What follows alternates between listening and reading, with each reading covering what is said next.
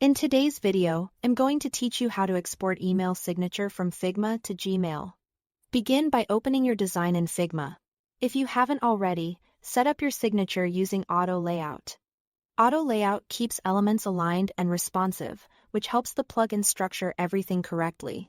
Make sure your text, icons, and spacing look exactly how you want them, since what you export is what you'll see in Gmail. Next, open Figma's Quick Actions by pressing Ctrl-K. Then search for Emailify. Launch the plugin and create a new email inside the plugin so you have a working canvas. Now drag your signature frame into the appropriate section of the Emailify layout.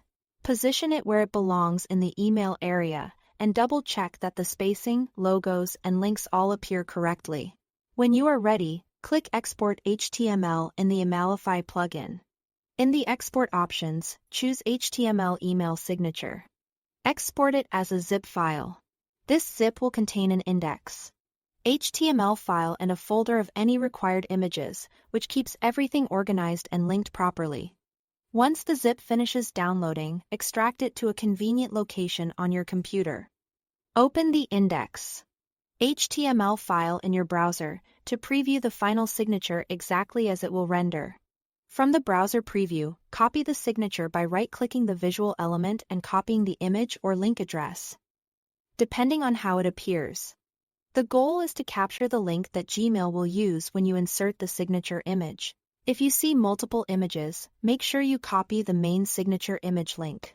For best results, ensure the link you copy is web accessible so Gmail can load it reliably.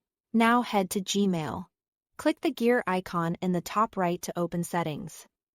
Then choose See All Settings. Scroll down to the Signature section. Click Create New. Give your signature a clear name and then, inside the signature editor, click the image icon. Paste the link you copied from your browser into the box so Gmail can pull in your signature image. It should appear right in the editor.